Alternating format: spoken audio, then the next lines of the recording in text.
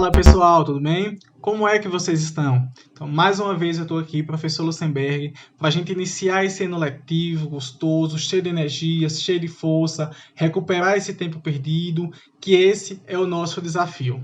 Como vocês sabem, continuarei à frente da disciplina de História, para a gente fazer aquele bate-bola legal, para a gente discutir. Então, tem várias ferramentas, tem várias possibilidades. Então, é isso. Acompanhem conosco, fiquem conosco, já aproveitem para dar aquele joinha, aquele curtir, compartilhar os nossos vídeos para que a gente possa crescer nessa comunidade. Como vocês sabem, o tema da aula de hoje são os indígenas nas terras onde hoje é o Brasil. Esse conteúdo vocês vão encontrar das páginas 22 até a página 28. Vocês também podem me encontrar nos outros canais de comunicação, no @LuxembergOliveira, no Instagram, e no YouTube, no Professor Luxemberg Oliveira. E estaremos também no Classroom para a gente tirar dúvidas, fazer aquele bate-papo legal. Então, prestem atenção no que vem pela frente. Então, pessoal, para começo de conversa sobre essa questão dos indígenas, o que é que a gente sabe, o que é que a gente pressupõe ainda?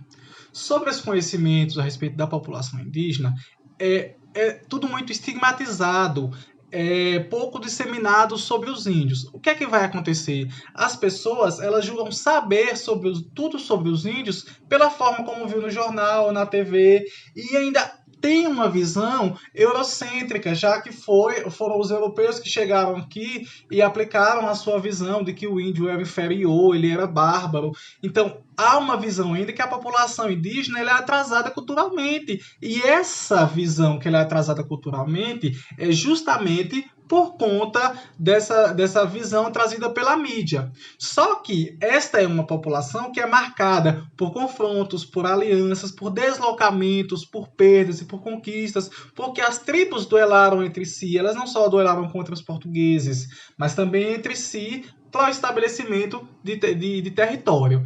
E teve uma outra questão muito importante, que quando os portugueses aqui chegaram, havia milhares de índios. E esses milhares de índios eram divididos por toda a costa e por todo o interior do Brasil.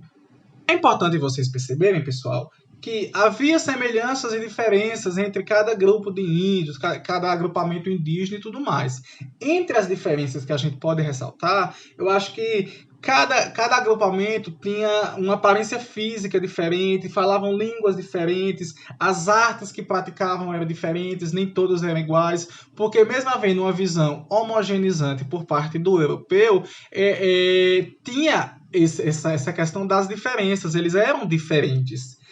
Os modos de construir casas também eram diferentes, os rituais praticados eram diferentes. Como eu falei, um dos elementos que vai distinguir a cultura de um povo vai ser a língua. A língua é que ia caracterizar cada grupo. Existiam línguas diferentes para cada grupo indígena diferente. E as línguas eram agrupadas em famílias e, consequentemente, as famílias em troncos linguísticos. No Brasil, os dois principais troncos linguísticos foram o Tupi, marcado com 10 famílias aproximadamente, e o Macro-G com aproximadamente 12 famílias, sendo o Tupi dividido pela parte do litoral brasileiro e o Macro-G indo pela parte central do Brasil. Então, pessoal, como eu falei para vocês, nem só a língua foi fator de distinção entre esses grupos indígenas. Um outro elemento que você vai ter vai ser as artes praticadas, porque cada um tem a sua forma de manipular os pigmentos, as plumas, as fibras vegetais, a argila, as pedras. Então, cada um tem a sua forma de fazer e de se organizar.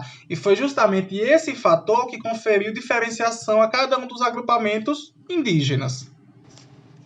Como eu falei para vocês, a questão dos traços culturais. Havia diferença de distinções, mas algumas características também se aproximavam, como, por exemplo, a questão de viver em ocas, e aí formavam-se os agrupamentos, as aldeias e, consequentemente, nações.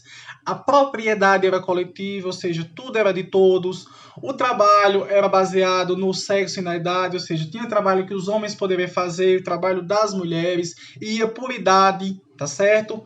O casamento, ele era monogâmico, ou seja, tinha tribo onde só existia uma esposa, ou era poligâmico, tinha tribo onde existia várias mulheres, vários casamentos, era casado com várias mulheres, os índios, tá bom? E a questão da comida era baseada na caça e na coleta dentro da floresta. Claro que com o tempo, pessoal, e com o aprimoramento das técnicas e tudo mais, a gente vai ter também a produção dentro das florestas, só que assim, uma produção que respeita os tempos da natureza.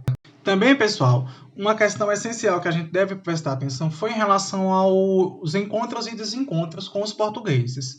O primeiro contato ele vai acontecer em 1500, quando os portugueses chegam aqui ao Brasil, e a tribo que encontrou foi justamente os tupiniquins. Esse encontro ele foi realizado em Porto Seguro, aqui na Bahia. É claro que houve um estranhamento cultural, porque imagine só, os índios eles tinham uma forma de vestir, de comer, de se alimentar, e os portugueses eram totalmente diferentes, eram outros parâmetros, outras ideias, então teve todo um choque cultural. Inicialmente, o contato ele foi amistoso, tanto que os índios participaram naquele sistema de escambo e nas feitorias, claro, né, em troca de machados e paz e tudo mais, e os portugueses também se aliaram com os índios para ajudar nas guerras e por aí segue. Só que a partir de 1549, essa relação ela vai ser desgastada, principalmente depois da instalação do governo geral em 1532. Então vai ficando desgastada essa relação. Por quê? Porque o português ele quer agora praticar a escravização do índio, colocar o índio para trabalhar tanto na questão dos engenhos como também nos afazeres domésticos. A questão importante, pessoal, a se considerar é que essa relação desgastada ela vai provocar revolta coletiva entre os índios. O índio não quer ser escravo do homem branco, então ele começa a fugir para o interior do Brasil, ele começa a praticar violência, ele começa a fazer saques também.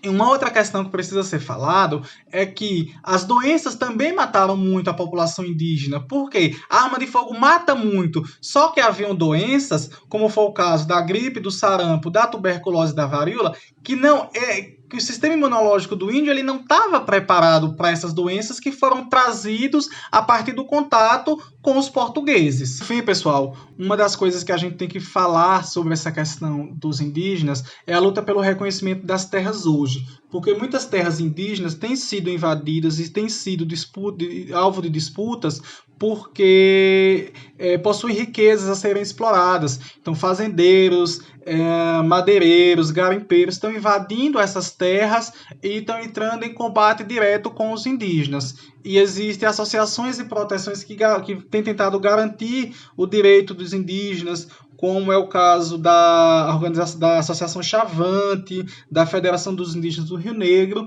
entre outras, que eles tentam ajudar os indígenas a manter o direito à posse à terra.